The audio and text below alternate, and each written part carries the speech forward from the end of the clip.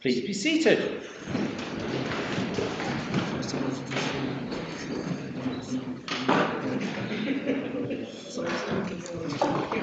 Throughout this civic year, I've not succeeded in pulling this chair forward. Always lean. There we are.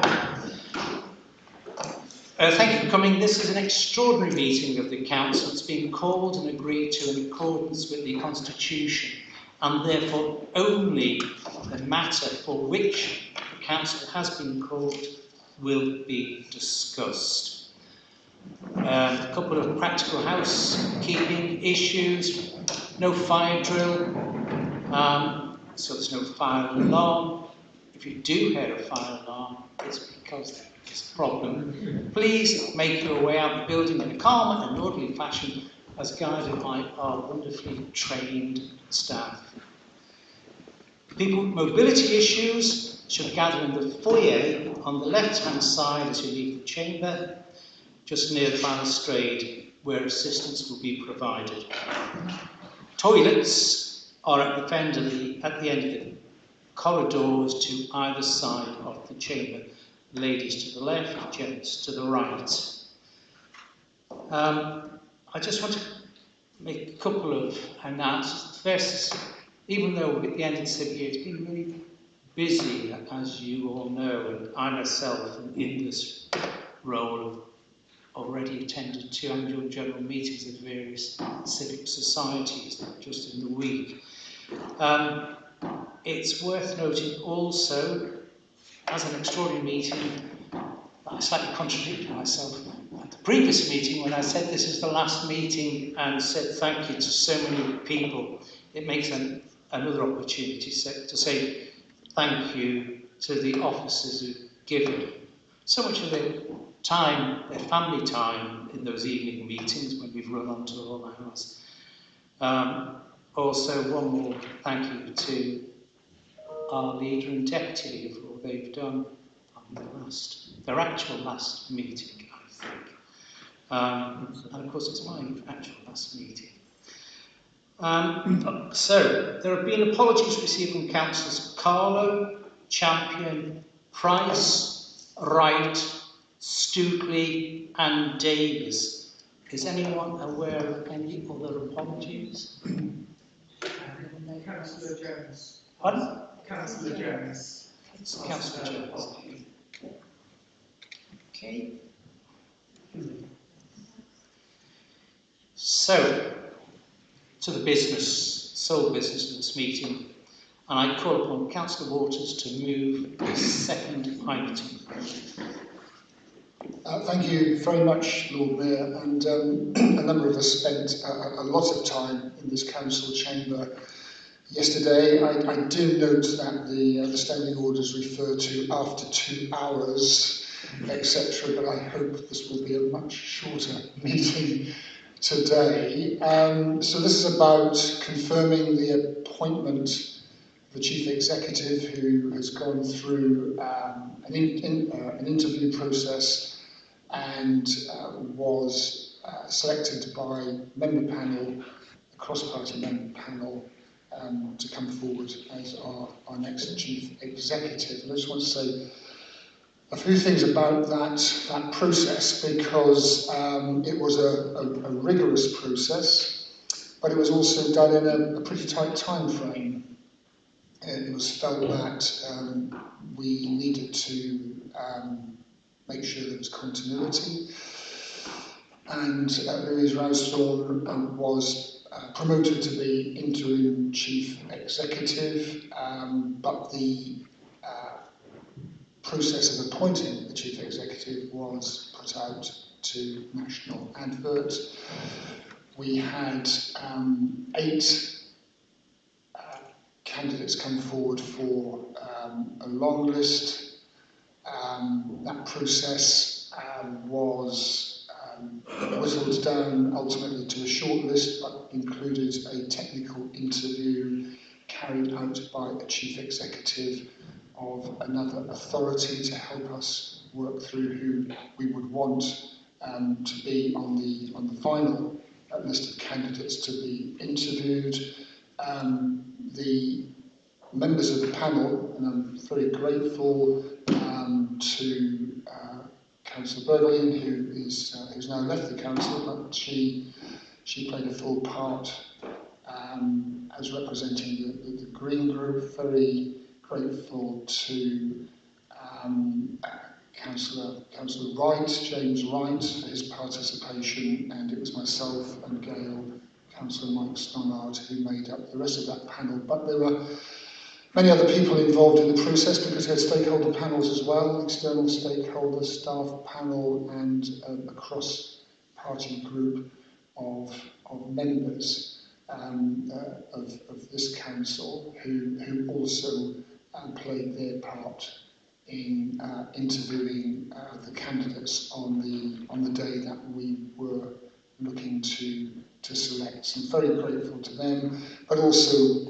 to the hard work undertaken by officers of authority, particularly the HR department under Dawn Bradshaw, who pulled all this together, and the external consultants. So it was a very significant piece of work at a very busy time as we were preparing for local elections. And so in that process, there were some psychometric tests around leadership, and there were, it was a tiring and demanding day for the candidates who had a full day of interviews, and it wasn't just the main interview panel, it was as rigorous on the other panels as well. So it was a real test of their calibre as part of this process. And I can say from the point of view of the panel which I chaired, it was a very thoughtful and deliberative process. And every candidate, and we had 3 candidates in that final interview round, was given due and thorough consideration in assessing their suitability for the job. What we did know is we would be able to appoint from that group of candidates, which is always a relief, I have to say.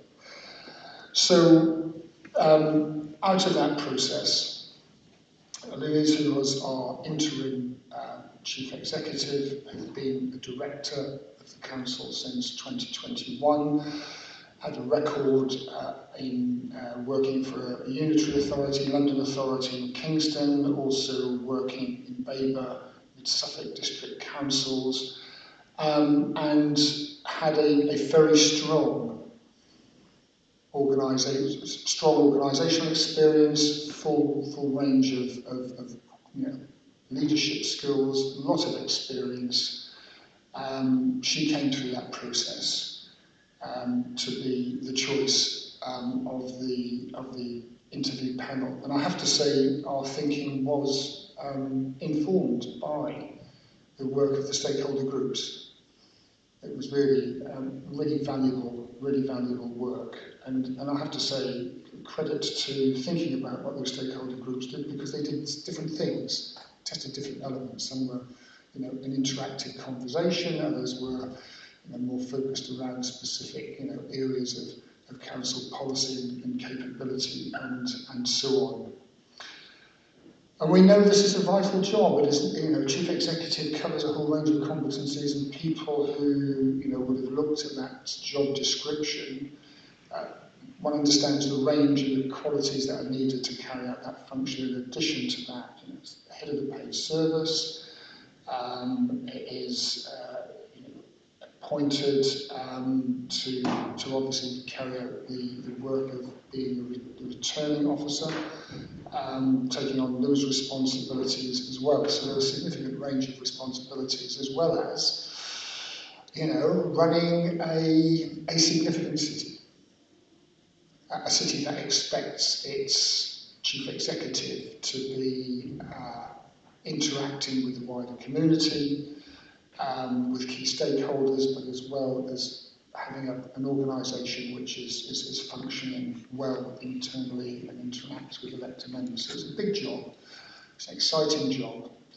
And Louise came through that process to be the preferred candidate for that role. And so this afternoon we are discussing that decision and hopefully formalising it so that we have a chief executive going forward, and one I think who will provide us with continuity, but is also understands the journey that the council is going on in terms of its transformation, in terms of its shaping its direction in the next few years. And I think that's a really good thing for us, given that we've got significant leadership changes, and you've alluded to two of those, and of course Stephen is now at Windsor and Maidenhead. So with that final point, Lord Mayor, I very much hope we can accept the recommendations outlined in the report to appoint Louise Rowsthorne as the next Chief Executive of Norwich City Council. Thank you, Councillor Waters. I call upon Councillor Harris to second this item. Thank you, Lord Mayor. More than happy to second this item. I think what Alan has described, it was a really rigorous process. Lots of reading. We've had quite a lot of that recently then, and taken on board many views. And I simply think that we're here to appoint the right person for the right job. I know she will do a really good job. I know how she loves Norwich. I know her passion for Norwich. So I'm more than happy to support the recommendation. Thank you, Councillor Harris. I call upon group spokespersons. Councillor Galvin, please. Thank you very much, Lord Mayor. Yes, we welcome this appointment and offer congratulations to Louise Rowsthorne. It's a wonderful job, I think, and she's a wonderful person that will step into it very positively. She has got many positive qualities, and she will bring some stability and overlap in this appointment and take forward many of the important changes instigated by her predecessor Stephen Evans, including the recent peer review, which recommended a host of positive changes. So she's in a good position, having participated in that, to bring that forward. She knows the council, she knows Norwich, and she wants to make a difference. And notably, she led the successful uncovering of issues to do with housing, around fire, gas, water, electricity and other checks, and then she took swift and really open action to deal with that problem, with those issues. So that was impressive. So we're really looking forward to seeing the council with Louise's leadership get on top of further issues with housing repairs that are outstanding.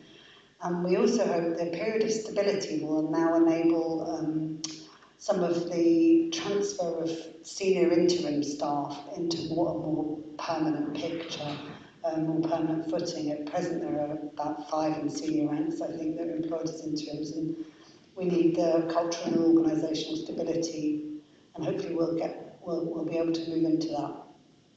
So, as well as being very experienced, as we say, in local government in both city and country, a good combination of London and Suffolk and now Norfolk, Louise is really pleasant to work with. I'm sure you all have found that.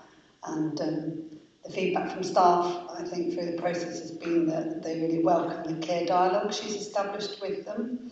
So we're really looking forward to continuing with that clear dialogue within our group with Louise, and Chief Executive conversations will work positively going forward for the people of Norwich to really continue to make the council work with them and for them. Thank you. Thank you, Councillor Galvin. Councillor Wood, would you like to speak? Yes, thank you, Lord Mayor. The Liberal Democrats are very pleased to endorse the appointment of Louise Rowsthorne to the role of Chief Executive of this council. We wish her every success with that appointment and very much look forward to working with her. We do agree that she brings continuity, experience and a lot of enthusiasm, as you say, for Norwich. So I think she's the right person for the right job. Lots of challenges ahead, not least the one that was passed yesterday, but exciting challenges, and I'm sure she will be there to see us through. So, thank you. Thank you very much. Any other councillors who wish to speak? Councillor Stummer, please go ahead. Very briefly, I was part of the appointment panel. and the process was done rigorously. It was evidence-based, and that's really, really important. It was centred around the needs of the role, so the person specification, job description. It was a logical, rational, evidence-based process. I think it's really important to say that, and I'm really pleased that Lou came through that. I was hoping she'd do well in it, but she actually did. She did very well, and it was a relatively easy decision to make, and I know we all look forward to working with her. I think she's going to be a tremendous asset as Chief Executive. Thank you very much, Councillor Stonham. Any other members wish to speak? No, so I call upon Councillor Waters to respond. Only to say I'm very grateful for the positive comments and support for the appointment of Louise Rosethorpe. We will now move to a vote. All those who are in favour of appointing Louise Rosethorpe as our next Chief Executive. Right. If you wait a moment. Yeah, So I'd like to confirm that that's carried unanimously, and I'm hoping that Stuart will press a button.